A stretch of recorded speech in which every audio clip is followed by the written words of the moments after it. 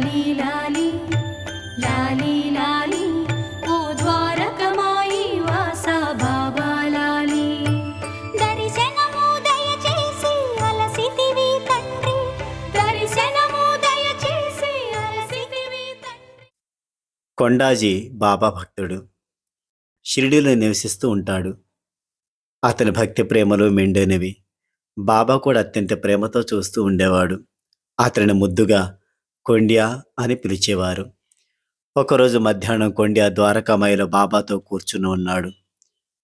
అకస్మాత్తుగా బాబా కొండ్యాతో, త్వరగా ఖల్వాడీకెళ్ళు, నీ గడ్డివాము తగలబడిపోతుంది, అక్కడికి వెళ్ళి రావడం మంచిది అని అన్నారు. అది వేసవికాలం, ఎండ మండిపోతుంది. ధాన్యపు కొట్టులో గడ్డి మోపులను ఎండకు ఆరబెట్టారు. మార్పిడికి సిద్ధంగా ఉన్నాయి. కొండ ధాన్యపు కొట్టుకు పరిగెత్తికెళ్ళాడు. చుట్టూ చూశాడు. ఎక్కడా పొగ కానీ నిప్పు కానీ కనపడలేదు. ప్రతి మోపును పరిశీలించి తిరిగి వచ్చేశాడు. బాబా, నన్ను అనవసరంగా ఈ ఎండలో ఎందుకు పంపించావు?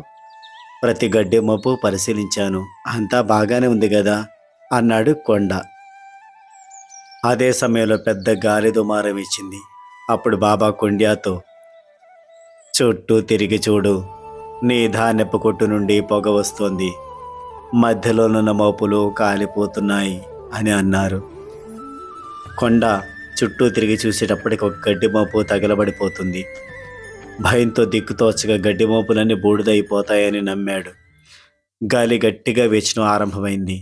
ధాన్యపు కొట్టు నుండి పొగ రావడం చూసి బాధతో సహాయం చేయమని కొండ్యా ఖల్వాడికి పరిగెత్తాడు. అప్పటికి మిగతా రైతులు ఏమి జరిగిందో చూసి భయపడి ద్వారకామాయికి పరిగెత్తుకెళ్లారు. గ్రామస్తులు తమ గడ్డి మోపులను కాపాడమని బాబాని వేడుకున్నారు. బాబా, మా గడ్డి మోపులు మొత్తం తగలబడిపోతాయి, అగ్నిని ఆర్పేయండి, లేకున్నా పక్కనే ఉన్న మా ధాన్యపు కొట్లన్నీ తగలబడిపోతాయి, మాకు నష్టం వస్తుంది, ఆకలితో మాడిపోతాం బాబా అని ఏకకంఠంతో వేడుకున్నారంతా. దయగల బాబా ధాన్యపు కొట్టుకెళ్ళి నీరు తీసుకొని కాలే గడ్డి మోపుపై పోశారు. మధ్యన ఉన్న మోపుల చుట్టూ నీరు చల్లారు. అప్పుడు వారితో, మధ్యస్థ మోపు కాలిపోని ఆర్పేయకండి, ఇది అగ్నిదేవునికి నైవేద్యం, మిగతా మోపులకి ఏమీ కాదు అన్నారు బాబా. అన్నట్లే జరిగిపోయింది.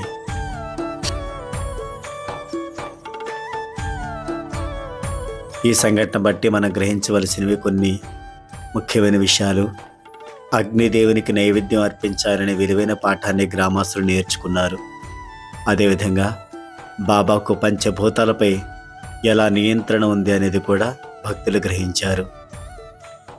సర్వజ్ఞుడు, సర్వవ్యాపి అయిన బాబాకి తెలియంది ఏముంటుంది? గ్రామస్తులందరికీ బాబా మాట వేదవాక్కు, బాబా మాట చట్టం, న్యాయం, మంత్రం. సాయినాథ్ మహారాజ్కి జై.